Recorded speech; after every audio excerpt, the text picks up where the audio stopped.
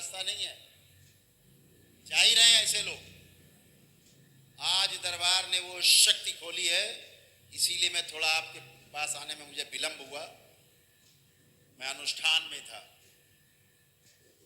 आज स्वयं माँ ने वो शक्ति खोली है कि कोई भी 21वां लेवल को पार किए बिना दरबार की नकल करता है, मेरी नकल करता है, मेरे बोले गए शब्दों को दोहराता है,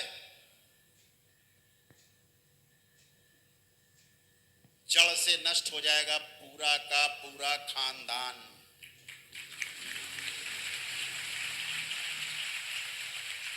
और वो तो नष्ट होगा ही, जो वहां जाएगा टोना टुटका झाड़ फूक टोना टुटका करने, वो भी नष्ट होगा उसी तरह से।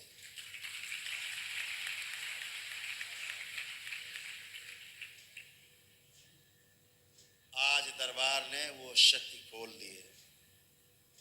अभी तक नहीं करते थे कि चलो कुछ दरबार के लोग करते हैं तो कष्ट उठाएंगे, दंडित होंगे, मृत्यु हो सकती है उनकी, लेकिन अब वो समय आ गया, दरबार अपने चरम पर है, दरबार की शक्तियां अपने चरम पर हैं, उनका दुरुपयोग तो बिल्कुल भी बंद, बर्दाश्त नहीं।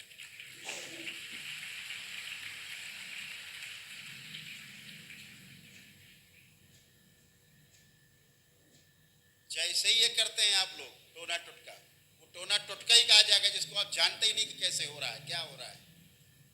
40 प्रकार से स्मृतियां आप में ट्रांसफर होती हैं एक दूसरे में, ये हमने लिखा है पुस्तक में। 40 प्रकार से अधिक, उससे भी अधिक तरह से स्मृतियां ट्रांसफर हो जाती हैं एक दूसरे में, आप जान भी नहीं पाते। आप किसी को अस्पताल में देखने जाते हैं तो भी उसकी बीमारी की स्मृतियां आप में ट्रांसफर हो जाती हैं। उस अस्पताल में स्मृतियों का अंबार रहता है, वो स्मृतियां आप में घर कर जाती हैं आपके भाव से। जैसे आप आम के बाग में जाते हैं तो आम की खुशबू से भरा होता है, अमरूद की बाग में जाते हैं तो अमरूद की खुशबू से भरा होता है। जिस प्रकार के फूल की बगिया में जाएंगे, उस प्रकार के फूल के इत्र से वो बगिया सुगंधित होती रहती है। गुलाब की बगिया में आपको बेला की खुशबू नहीं आएगी,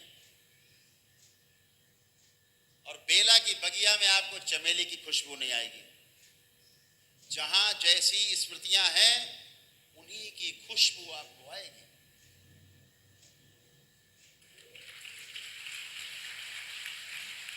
ऐसे स्मृतियों का भंडार रहता है, पूरा पूरा भंडार रहता है।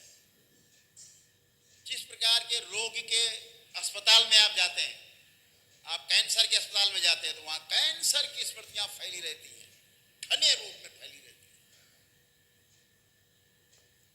और वो आप में भी प्रवेश करती हैं। क्यों? उन्हें इतना पता कि इन्फेक्शन हो जाएगा, उन्हें ये नहीं पता बेचारों को वो स्मृतियां इस मरीज के चारों ओर घनीभूत रूप में है, बहुत घने रूप में है। जैसे उसको वो टच करता है, वो उसकी स्मृतियां उसे प्रवेश कर जाती है। इसलिए कोई भी डॉक्टर हो, कोई भी वैद्य हो, कोई भी चिकित्सक हो, जिस चिकित्सा को करता है वो, जिसका वो स्पेशलिस्ट है, मैं ऐसे बहुत लोगों से मिला हूं और ये कभी गलत नहीं हुआ है, दरबार का अनुसंधान है। जो डॉक्टर जिस रोग का चैंपियन है, उसकी मृत्यु उसी रोग से होती है। ये सुन ले सब, आगे काम आएगा, नोबेल पुरस्कार मिलेगा आप लोगों को। डॉक्टर साहब लिख के रख लो, क्योंकि दरबार को कोई नोबेल नहीं चाहिए। भविष्य में कभी ये सब प्रमाणित होगा इनके सामने। जो डॉक्टर जिसका चैंपियन है जिस रोग का, उसकी मृत्यु उसी रोग से होती है। क्यों? उन स्मृतियों के बीच में रहता है।